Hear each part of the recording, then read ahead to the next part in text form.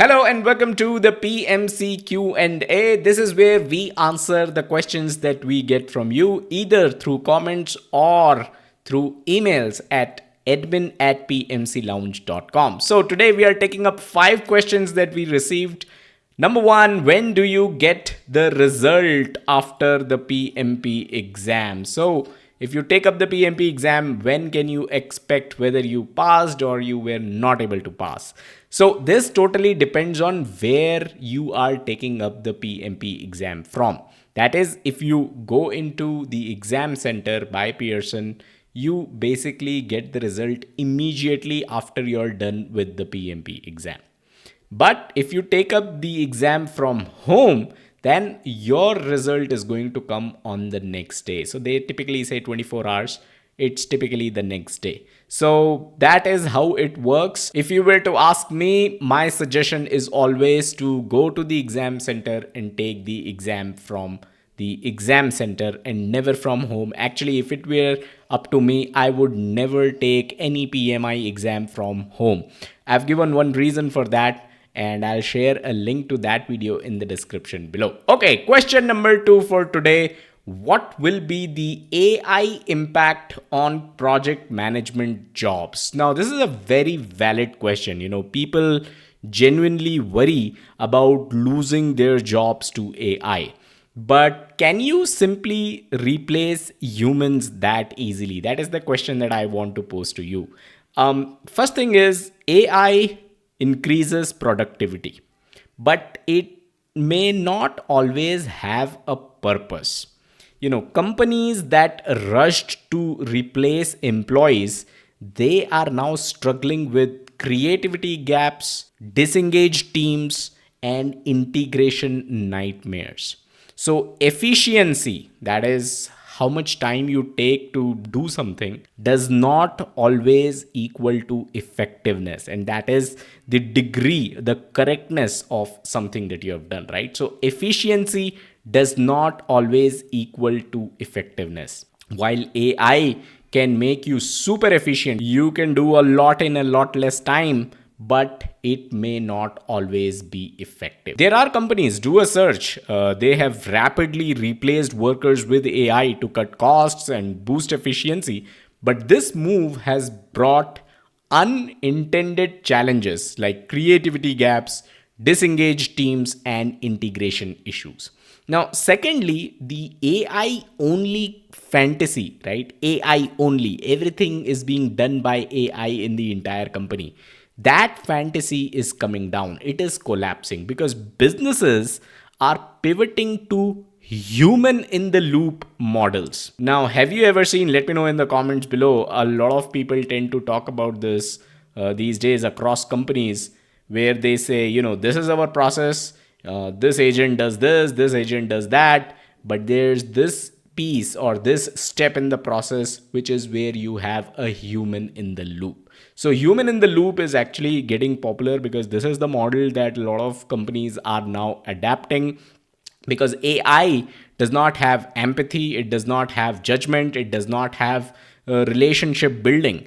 This is something that only humans can do. So AI can be a great assistant, it can assist, but things like these, empathy, judgment, relationship building, this is not something that AI can do.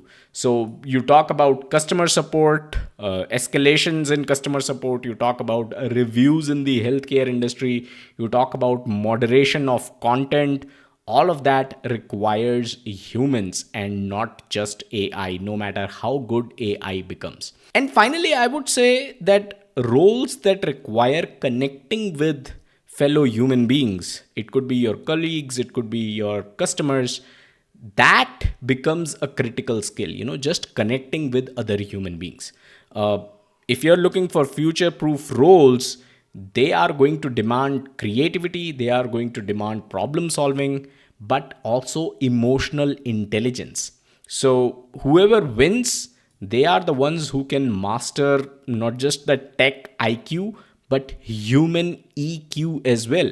This has been highlighted by World Economic Forum, McKinsey, Deloitte, even Satya Nadella from Microsoft pointed out that technology should augment human creativity and emotional intelligence. It should not replace the two. So, bottom line is, when implemented thoughtfully, AI is going to amplify results. Now, obviously, you're always going to have a human in the loop for empathy, but the core strengths of project managers, because the question here is project management jobs, right? So the core strength of a project management job is strategic thinking, it's leadership, it's emotional intelligence, it's also stakeholder management. All four are things that AI cannot do, at least it cannot do today. And these are uniquely human, and these are difficult for AI to replicate. But that doesn't mean that AI is of no use for project managers, or project managers have nothing to worry when it comes to AI, because there are certain repetitive tasks that project managers do. You talk about scheduling, reporting, even risk analysis, risk management to a certain extent. All of this is something that AI can do much better as compared to humans. So, if your job involves just scheduling, just reporting, even risk management, then your job as a project manager could be at risk. But project managers today are expected to think strategically, they are expected to lead, they are expected to have emotional intelligence. So, these are the qualities that AI cannot replace when it comes to project managers. So, nuanced judgment, adaptability, interpersonal skills that are required to lead teams, that are required to resolve conflicts, that are required to align projects with organizational goals, these are the kind of things that AI just cannot do. So, that is why I don't think project management jobs are going to disappear. But when it comes to the impact on project management jobs, then the qualities that I spoke of, they will be of much more importance as compared to some of the repetitive work that project managers do. By the way, hit like if you're getting value out of this video. Let's go to the next question. When is the best time to study for PMP, morning or after office? Now, this is an interesting one. I myself have been a night owl all my life. So, all my studies, everything creative, I work at night. Now, there's no scientific study, to be honest, which says that you should study in the morning or you should study in the evening after office, right? And as I mentioned, I am a night owl. So, I feel much more energetic and I feel that I can focus much more at night. But there are people who think that at night you're all tired and you cannot study. Perhaps they are the morning people, right? So they should study in morning. They can wake up early and they can study. For me, I just cannot study in the morning. I have to study at night. So totally depends on you. Do whatever that has worked for you throughout your life. If you have been a morning person, study in the morning. If you are a night owl, study at night. I don't think it really matters. Okay, next question. How many questions do you need to correctly answer to pass the PMP exam? This is an interesting question. So, you would already know that there are a total of 180 questions in the PMP exam. This is a public knowledge. This is what everybody knows, right? So, 180 questions, out of which you have 5 questions that are called pre-test questions. So these questions are not scored. So you now have 175 questions. So this is common knowledge that everyone has. Now I'll also tell you what's out there on the internet, what people talk about, right? A lot of people tend to say that PMP exam, and not just PMP, actually even other PMI exams, they use psychometric scoring model, which means that the difficulty of each candidate's questions is considered and then a pass or fail decision is made, right? It is not based on a straightforward percentage or straightforward number of questions that you need to basically answer correctly to be able to pass the exam. So if it's a, let's say, a very difficult exam, it is likely that you can answer half the questions and you still pass. If the questions in your exam are relatively easy, then it is likely that you might have to score 75% to be able to pass the exam. So that is also possible. That's what psychometric basically means. But a lot of people out there also tend to think that 61% is the accurate pass score. That means out of this 175, you should at least answer 106 or 107 questions correctly to be able to pass the exam. Now, you don't know in the exam which are the 5 pre-test questions which won't be scored. So you can add 5 more to that number of 106, which comes out to be 111. So 111 questions is what you should target to answer correctly to be able to pass the exam. That's what a lot of people on the internet say. PMI has never given a straightforward answer on this. What do I suggest at PMC Lounge? We say that you should consistently score above 75% in your mock exams. If you are consistently scoring 75% or above in your mock exams, then you are ready for the PMP. It would be a matter to walk to the exam center, write the exam, and pass it. So 75% is what I would say. But there's no straightforward answer to this question, as in how many questions do you need to correctly answer to pass the PMP exam. Now, if you have any question for us, you can comment on this video and we will take that up in the next video. You can also send your questions to admin@pmclounge.com. A lot of people tend to send emails. All right, let's go to the next question. What's changing in PMBOK 8? And this is a fantastic question, and that is the reason I took it up, because there's a lot of confusion out there. There is not a lot of content out there that explains that, but let's take it up in a lot of detail. So what's exactly changing in PMBOK 8?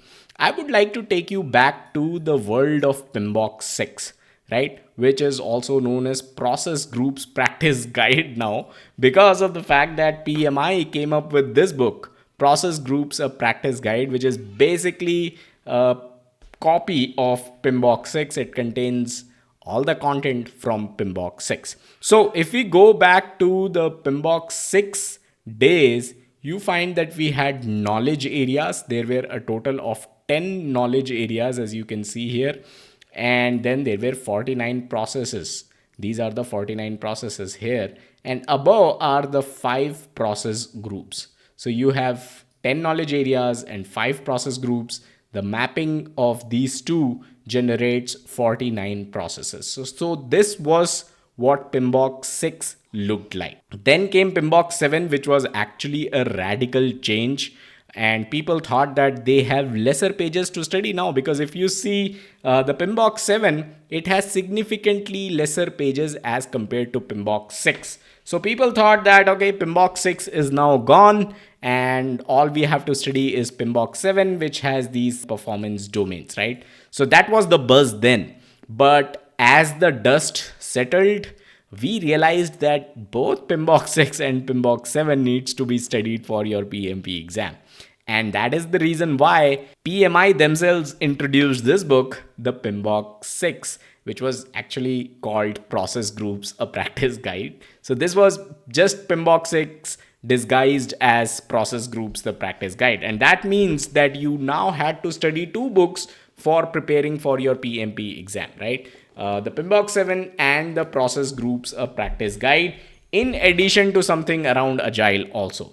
So this is what you had to study for the PMP exam after the coming of PMBOK 7.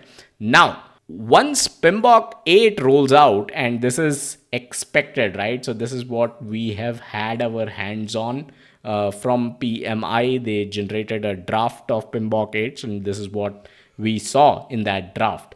So this is expected, and it is bringing back these processes from PMBOK 6 again, right? So PMBOK 8 does away with the mistake that PMBOK 7 made, and talking just about performance domains, which did not actually meet the courseware that was required for people to study for their PMP exam. So that is why they are bringing the processes back, but knowledge area is now called performance domains here. The process groups, they remain as is. They are still called process groups. If you see the 5 process groups: initiating, planning, executing, monitoring and controlling, closing, all of these are exactly the same as you see in PMBOK 6. So PMBOK 8 carries over all the process groups. It renames knowledge areas to performance domains. And interestingly, if you see project integration management, whatever processes that you used to see under project integration management, you now see under governance. Now, moving on, if you see scope management, it remains as is. You have scope here as a performance domain. It pretty much has the same processes that it used to have in PMBOK 6, right? So this is how it works. Next, if you go, you have schedule as is from PMBOK 6 to PMBOK 8. Then you have cost management, right? Cost management in PMBOK 6, which is called finance here. So this has been renamed to finance, but when it comes to the processes, they look pretty much the same as what you would see under project cost management. Let's move on to stakeholders. Now, this performance domain comprises of two things. It comprises of the communications management knowledge area as well as the stakeholder management knowledge area. So it has taken processes from both of these knowledge areas and it is now listed under stakeholders performance domain. Okay, moving on, you also have resources. So the resource management knowledge area as is listed under the resources performance domain, followed by risk management. So risk management also remains as is from PMBOK 6 to PMBOK 8. Now, you should also notice that there are two knowledge areas, quality management and procurement management, that don't seem to be present in PMBOK 8. So we have to see when PMBOK 8 actually comes out, what happens with quality management and procurement management. But this is the crux of it. As you can see, PMBOK 8 looks much more aligned with PMBOK 6 than PMBOK 7. PMBOK 7 has these performance domains, and except for stakeholder, you don't find anything under the PMBOK 8 performance domains. So I think PMI has sort of corrected themselves. They realized that PMBOK 6 was where they had all the processes. It was the courseware for PMP, and that is something that they are repeating with PMBOK 8, bringing back all the PMBOK 6 content, and which means all of our videos that you find on this YouTube channel, they are applicable for you to prepare for your PMP exam, whether you're taking up the PMP exam now or whether you're taking up the PMP exam after the PMBOK 8 comes out. So that's something that I wanted to talk about. A quick reminder before I let you go, check out our YouTube membership program. It's called VIP Pass. A lot of our subscribers are already our members. You get a lot of bang for your buck, a lot of perks. So definitely consider joining. And that's pretty much all that I had in this video. As I said, if you have any questions, drop them in the comments and we will take it up in the next episode. You can also send an email to admin@pmclounge.com. So continue learning, check out our other videos, definitely consider subscribing. I'll catch you guys in the next one. Bye-bye.